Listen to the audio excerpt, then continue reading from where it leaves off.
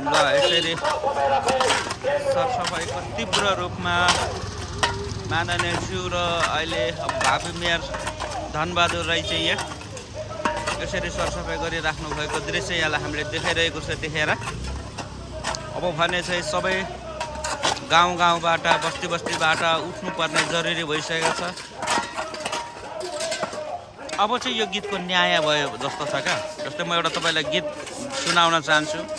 गाउँ गाउँबाट उठ बस्ती बस्तीबाट उठ यो देशको मुहार फेर्न हातमा बेल्चा लिएर उठ।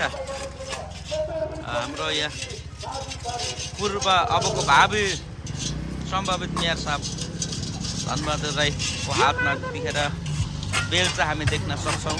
यहाँ माननीयज्यू बेल्चा लिएर चाहिँ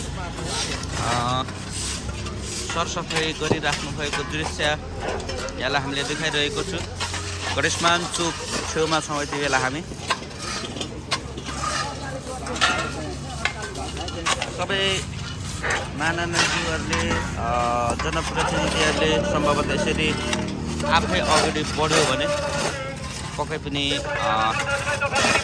देशको मुहार फेर्न हामीले टाइम लाग्दैन भन्ने हामीले महसुस गरेका छौँ।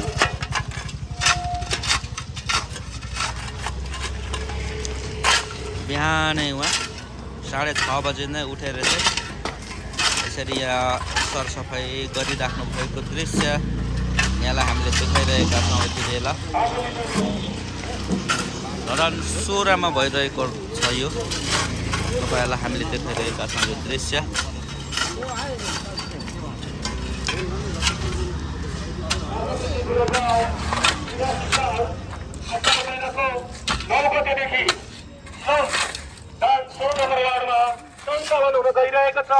सम्पूर्ण 16 नम्बर वार्डवासी आमा बुवा दाजुभाइ तथा दिदी बहिनीहरूलाई श्रमदानमा जोडिन सरसफाइ कार्यक्रममा जोडिनु हुन अनुरोध गर्दछौँ। साथै हामीले आफ्नो सहरलाई सफा राख्यौँ भने अवश्य पनि हामीलाई रोग ब्याधहरू लाग्ने छैन, घाउ खटिरा लाग्ने छैन। घाउ खटिरा रोग ब्याधबाट मुक्तको निम्ति हामी काम गर्नु र सरसफाइ हेर्न लाग्छ। सम्पूर्ण